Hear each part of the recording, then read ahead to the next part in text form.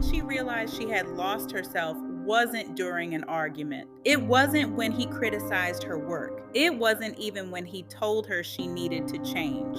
It happened when a stranger walked into her sculpture studio, pointed to a half-finished piece, and asked a simple question: "Who made this?" And for the first time in years, she didn't know how to answer. Before we begin, if you're enjoying stories like this, leave a comment below and tell us where you're watching from. And if stories about relationships, self-worth, and personal growth resonate with you, be sure to like this video. It helps us reach more people who may need to hear these messages.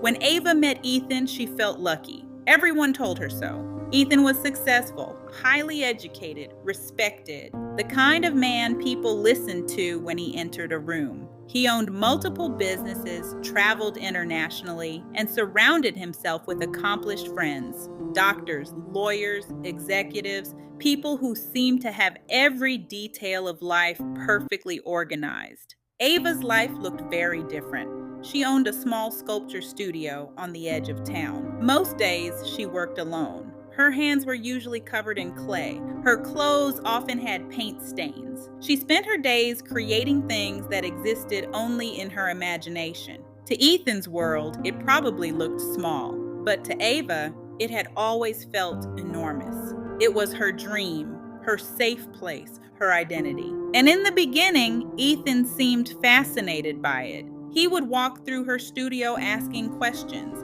He'd watch her work for hours. He told her she was talented, creative, different, and Ava fell hard.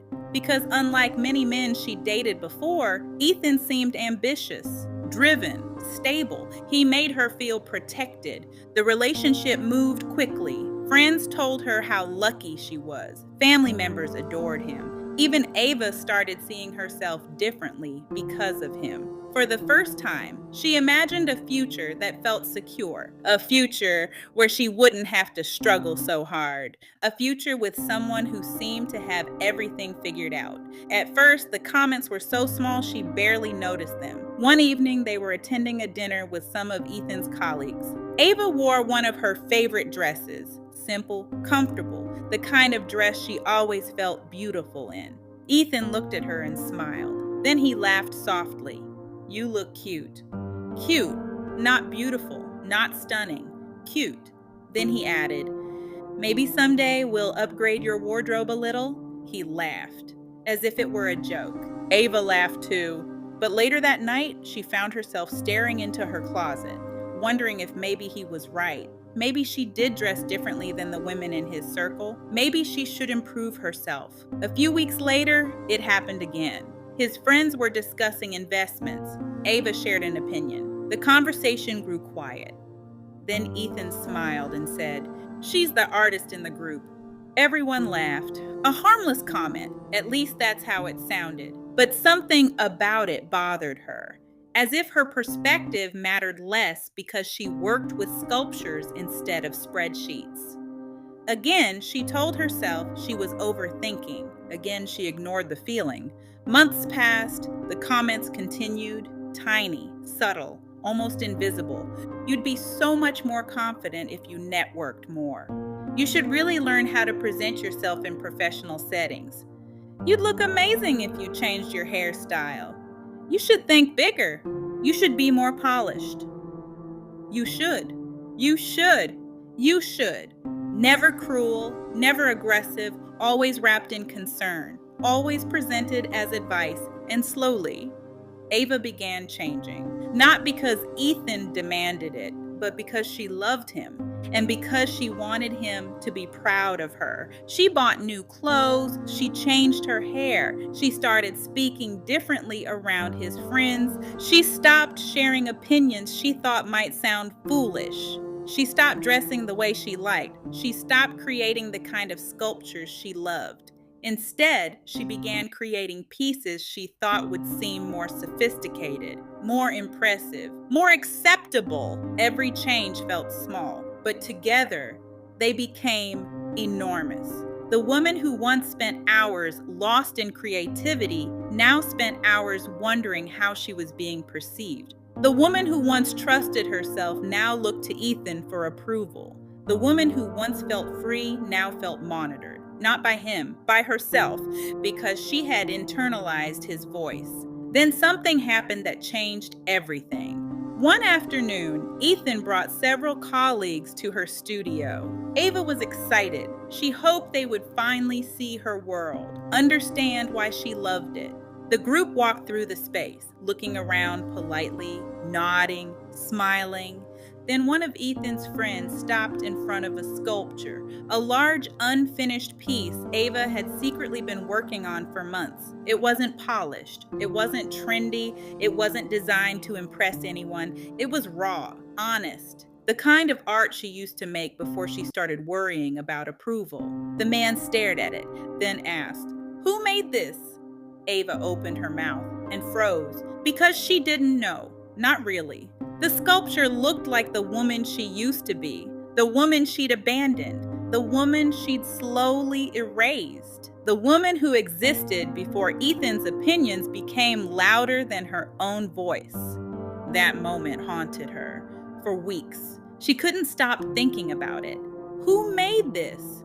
The question followed her everywhere until one evening she sat alone in her studio after closing, surrounded by sculptures, years of work, years of dreams, years of herself. And suddenly, she saw something she had never allowed herself to see.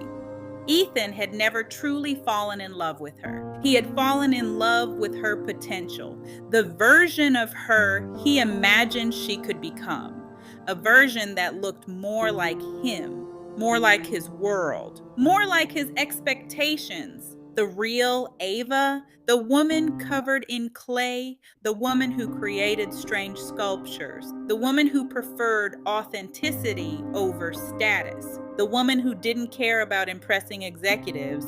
That woman had never been enough for him, and perhaps the saddest part was this. She hadn't been enough for herself either, not since meeting him. The realization broke her heart because Ethan wasn't a villain. He wasn't intentionally cruel. In many ways, he genuinely believed he was helping. He thought he was improving her, elevating her, guiding her. But love isn't supposed to turn someone into a project. Love isn't supposed to slowly replace a person's identity. Love isn't supposed to make someone feel like they're constantly under renovation. The next conversation changed everything. Ava sat across from Ethan and calmly explained how she'd been feeling. The comments, the expectations, the pressure, the constant sense that she was never quite enough.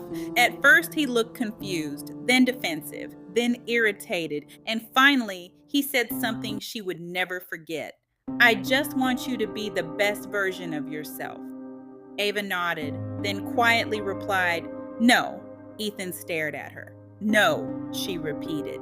"You want me to be the version of me that makes sense to you." For the first time in their relationship, he had no answer because deep down, both of them knew it was true. Months later, they ended the relationship. Not with screaming, not with betrayal, not with drama, but with clarity. The kind of clarity that hurts, the kind that changes your life forever. A year later, Ava's studio looked different. Not because it was larger, not because it made more money, not because it impressed successful people. It looked different because she did. The sculptures were bolder, stronger, more honest, and for the first time in years, she no longer created things to earn approval. She created them because they were hers. One afternoon, a customer walked into the studio. He stopped in front of a sculpture, smiled, and asked, "Who made this?" This time, Ava didn't hesitate. She smiled back, looked at the piece, and said, "I did." And for the first time in a very long time. That answer felt complete. If this story resonated with you, leave a comment below and tell us what part stood out the most. Have you ever found yourself changing who you are to fit into someone else's world?